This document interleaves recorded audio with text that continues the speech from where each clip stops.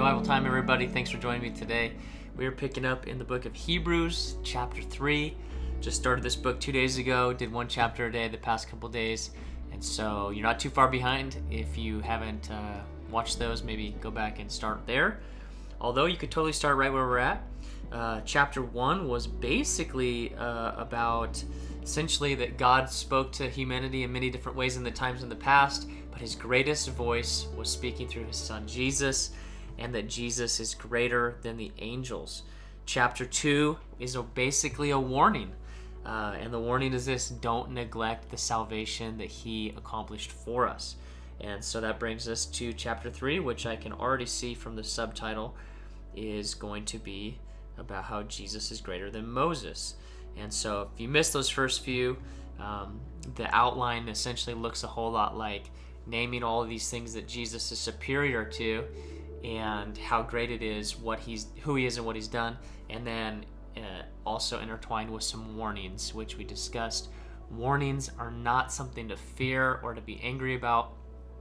Warnings, when they come from a place of relationship, are actually a blessing and a gift. And so when I warn my children of something, it's because I love them, not because I'm trying to be a mean, legalistic father.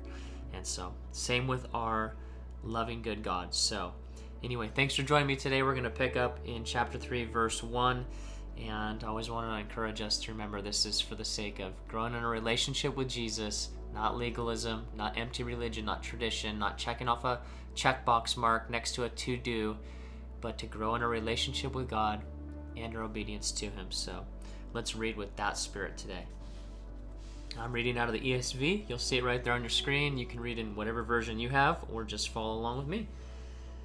Therefore, holy brothers, you who share in a heavenly calling, consider Jesus, the apostle and high priest of our confession.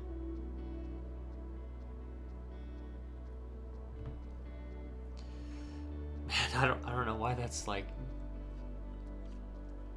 getting me. Sorry. I just love this wording. I don't know. Maybe it's just me, but just consider Jesus. It's like I just want to say that to people, to the world. Just would you just consider him? Would you just consider him? Give him a chance.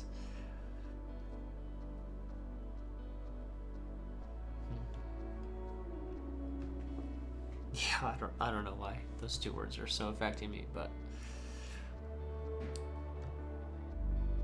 anyway, let's continue. Consider Jesus, the apostle and high priest of our confession, who was faithful to him who appointed him. So, Jesus was faithful to God who appointed Jesus, just as Moses was also faithful in all God's house.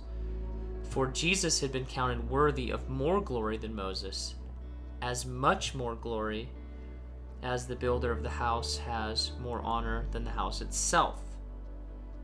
For every house is built by someone, but the builder of all things is God.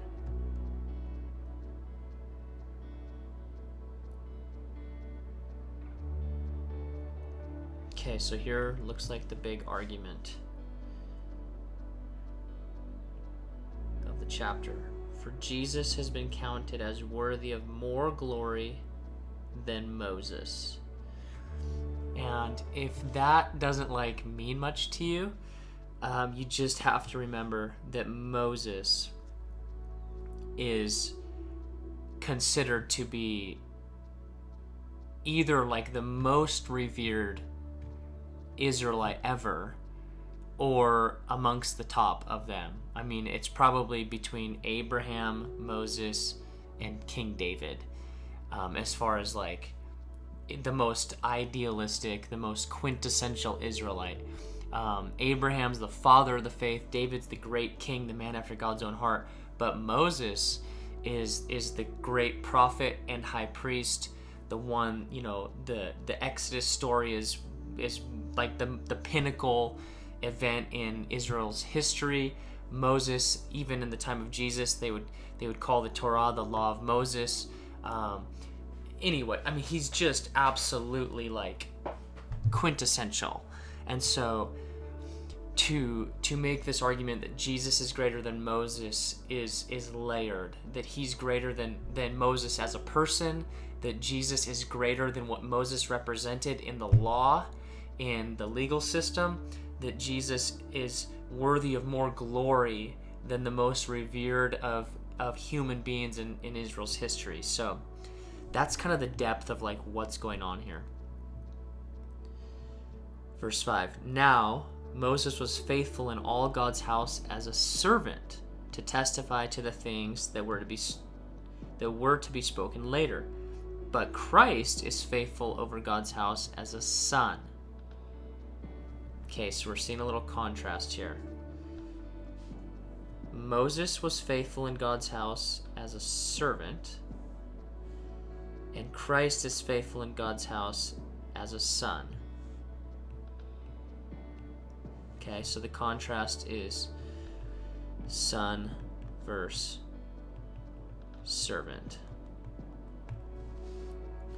What's beautiful is that even Jesus came as a son to serve, calling himself a servant, but the contrast here for the sake of the argument is that Jesus came as a son, fully representing the household of God.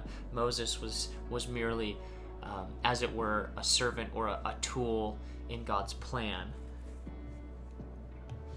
And we are his house, if indeed we hold fast to the confidence of our boasting. If indeed we hold fast our confidence and our boasting in our hope.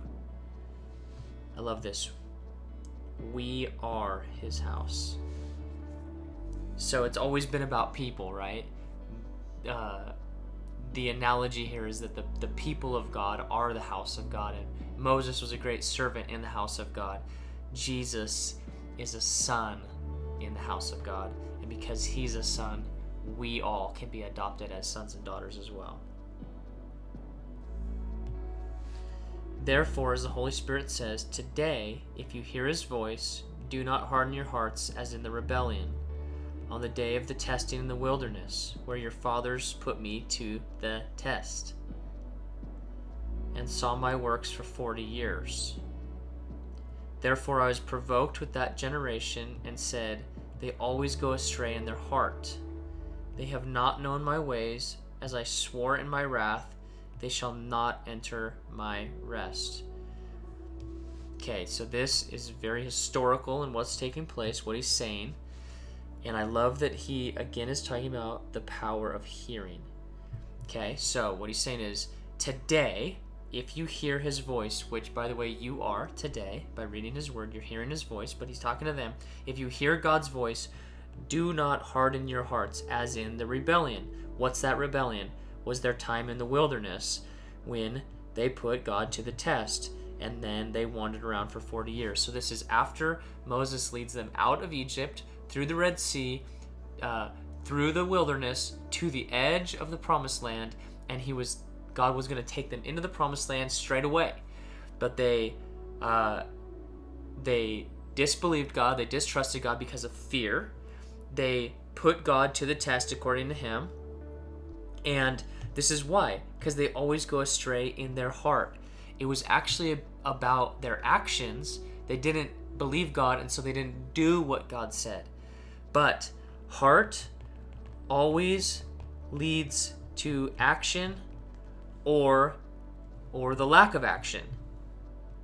And so it's like so important that we get this into our spirit, that what they did is the same thing that we often do, or we potentially can do, is we go astray in our heart and we let that change our action.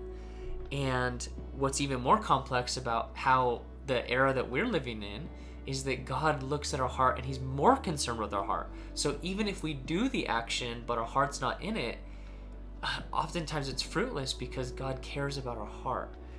And so, it might leave us with the question, well, should I just do something and obey God even if my heart's not in it? Or is my heart in it, but if I don't do something with my action, does that count?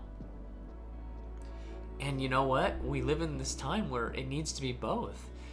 we should really have in our heart this desire to obey God, to trust God, to do whatever God asks us to do. And if that's a reality in our heart, we have to let it translate into action. And it's just right in line with what I say almost every video, that I want us to grow in our relationship with Jesus and our obedience to Jesus. It's relationship first, but obedience flows from the place of relationship. And so this is exactly what he's talking about, is that they didn't do it. So he says to them, "Take care, brothers, lest there be in any of you an evil, unbelieving heart, leading you to fall away from the living God. But exhort one another every day, as long as it's called today, that none of you may be hardened by the deceitfulness of sin." Man, okay, so unbelieving hearts lead people to fall away, and unbelieving hearts can lead to a hardening through the deceitfulness of sin. So we have to remember that sin is deceitful. And this is why we need, right here, exhort one another every day. We need one another. This is one of the greatest. So like 57 times in the New Testament, we're commanded to do something to or for one another. Why? Because sin is deceitful. And because if sin is doing what it does, deceiving us, we are deceived to call ourselves out on it, which is why we need community, people to encourage us, correct us, rebuke us. And those are good things in the context of relationship, because we are helping each other from being deceived and wandering away. Community is God's design. For we have come to share in Christ, if indeed we hold to our original confidence firm to the end. As it is said, "Today, if you hear his voice," again, about hearing, "do not harden your hearts as in the rebellion. For who were those who heard and yet rebelled? Was it not those who left Egypt led by Moses? And with whom were they provoked for 40 years? Was it not those who sinned, whose bodies fell in the wilderness? And to whom did he swear that they could not enter his rest, but to those who were disobedient? So we see that they were unable to enter because of unbelief." So they heard, but they disbelieved, and so they didn't act, and they were not able to enter because of unbelief. And so, man, so many good takeaways today. The warning in this section is to not harden yourself, to stay connected in community, to not disbelieve, and to trust God. I just am particularly struck by this section, one another, because sin is deceitful. This is one reason we need one another. And also the idea of not allowing our hearts to go hardened in front of him. If we hear his voice today, let us believe and obey. So I don't know what you have, but I'd love to hear from you. Share in the comments below. Shoot me a message, shoot me an email, whatever it might be. Thanks for joining me, and I'll see you again tomorrow.